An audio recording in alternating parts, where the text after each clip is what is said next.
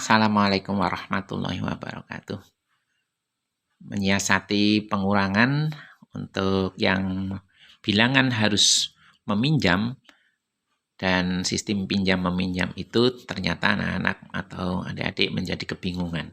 Sering lupa ya, kita coba dengan cara ini agar tidak meminjam. Contoh soalnya, misalnya saya punya soal 30. Kemudian dikurangi 17. Perhatikan soalnya. Nah, ini biasanya kan harus 0 dikurangi 7. Nah, harus meminjam. Nah, cara itu kadang menjadikan lupa. Nah, saya punya cara yang lebih mudah. Dengan cara ini, kita akan mengubah bilangan 30, kita kurangi 1. Ya, menjadi 29. Ya. Kemudian yang bawah juga kita kurangi 1. Menjadi 16. Ya.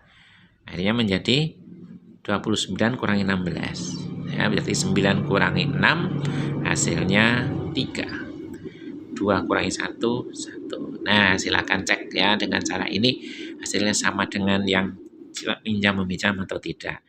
Kemudian yang bilangan ratusan, supaya lebih paham. Misalnya saya punya soal, nih 500. Nah, dikurangi 279 misalnya. 279. Wah, ini makin repot karena harus banyak meminjam ya. Nah, kita akan mengubah bilangan ini menjadi tidak meminjam, yaitu kurangi 1 tadi. Berarti menjadi 499, ya kan? Kemudian yang bawah juga begitu, kurangi 1. Jadi 278.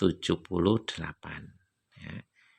Kalau dikurangkan, hasilnya akan menjadi yang 9 kurangi 1, kurangi 8, hasilnya 1. 9 kurangi 7, hasilnya 2. 4 kurangi 2, 2. Jadi 221. Silakan cek dengan cara yang tadi meminjam, maka hasilnya akan sama. Nah, agar lebih jelas, kita ke bilangan yang lebih besar lagi. Ya, kita uji dengan bilangan misalnya 8.000 misalnya. Dikurangi 4.175. Wah, ini makin membingungkan kalau meminjam. Nah, ini dengan cara ini akan menjadi mudah. Ini kurangi 1 akan menjadi 7.999. Yang bawah kurangi 1 juga jadi 4.174 ya.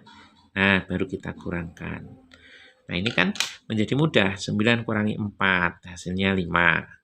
9 kurangi 7 hasilnya 2. 9 kurangi 1 hasilnya 8. 7 kurangi 4 hasilnya 3. Nah, hasil ini akan sama dengan cara meminjam. Coba cek pakai kalkulator. Mudah sekali bukan? Nah, sekarang bilangan yang tidak menggunakan 0 saja bisa menggunakan cara yang mudah. Triknya agak beda. Coba perhatikan.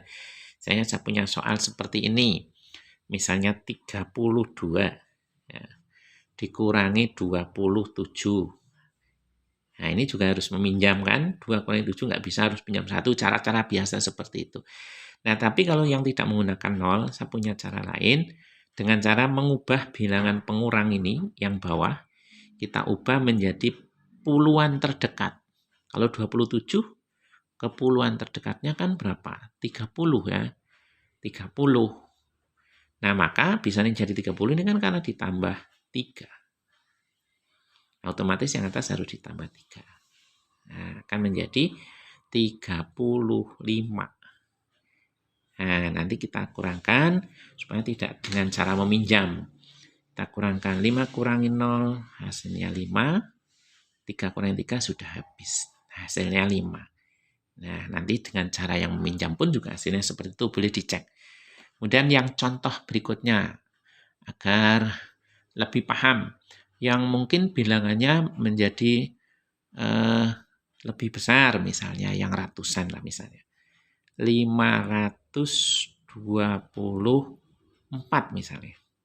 Ratusan ya, dikurangi 125 misalnya. Nah, pengurangan ini perhatikan, karena bilangannya ini ratusan, maka dibulatkan ke ratusan terdekat. Nih, 125 yang paling bawah dulu. Supaya ke ratusan terdekat di atas 100 kan 200. Ya. Nah, untuk menjadi 200, dia harus ditambah berapa? Ditambah 75 nih. Ya kan? Otomatis nanti yang atas juga ditambah 75. Nah, setelah tambah 75, yang 125 ini akan menjadi 200.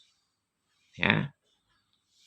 Nah, yang atas, kalau yang 524, kalau ditambah 25, akan menjadi 500, ya, 524. Nanti dijumlahkan dulu, 524 ditambahkan 75, 995 menjadi 599 dengan cara dijumlahkan ya, dengan ini lebih mudah menjumlahkan daripada pengurangan.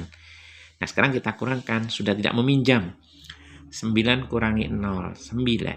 9 kurangi 0, 9. 5 kurangi 2 menjadi 3 hasilnya. Itu ya, lebih mudah ya. Nah, untuk mempermudah atau meyakinkan pemahaman, silakan saya buatkan soal, nanti bisa dikerjakan sendiri. Misalnya soalnya seperti ini. Silakan dikerjakan nanti ya, misalnya 875. Nah, dikurangi 500, misal 596 misalnya. Nah, silakan dikerjakan, nanti dibulatkan ke ratusan terdekat. Ya, kemudian yang tadi yang menggunakan bilangan 0 misalnya ya, misalnya nanti 700 misalnya. Dikurangi 349. Ya, silakan dicoba ya menggunakan cara tadi. Jadi tidak lagi menggunakan meminjam. Begitu, mudah-mudahan jelas penjelasan dari saya. Silakan like dan subscribe.